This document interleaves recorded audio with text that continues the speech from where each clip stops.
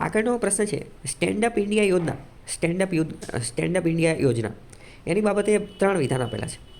પહેલું વિધાન એવું કહે છે કે નાણાં મંત્રાલય દ્વારા 2016માં શરૂ કરવામાં આવેલી હતી. તો હવે જો 2 વસ્તુ ખબર હોવી જોઈએ, એક તો મંત્રાલય અને એક તો વર્ષ.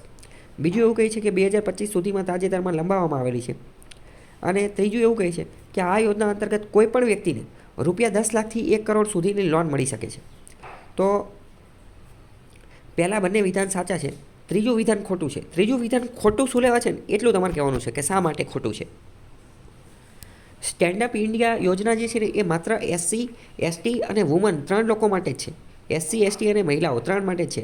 આ સ્કીમ ડિટેલમાં ચલાવેલી છે, તમે જોઈ લેજો એ વિડીયો લેક્ચર ફરીથી, બરાબર. કારણ કે ત્યારે પણ મેં તમને કીધું હતું કે આની ઉપર પ્રશ્ન પૂછાશે અને આ પ્રશ્ન ઓલરેડી એકવાર પૂછાઈ ગયેલો છે સ્ટેન્ડઅપ ઇન્ડિયા ઉપર અને વારંવાર પૂછાય છે.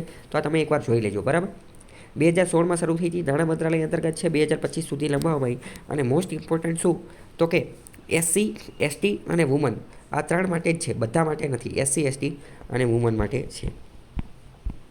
આપણે થોડી વાત કરીએ તો અત્યારે એનો લોન કેટલી મળે તો 10 લાખથી લઈને તો 1 કરોડ સુધીની લોન મળે છે. 10 લાખથી 1 કરોડ સુધીની 18 વર્ષથી ઉપરના હોવા જોઈએ, પણ SC, ST અને વુમન હોવા જોઈએ.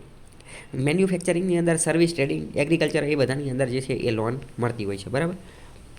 સ્ટેન્ડઅપ ઇન્ડિયા અત્યારે 10 લાખથી 1 કરોડ, આ એક આંકડો યાદ રાખજો, 10 લાખથી 1 કરોડ અને SC, ST અને વુમન. 2016માં આ યોજના શરૂ કરવામાં આવેલી હતી.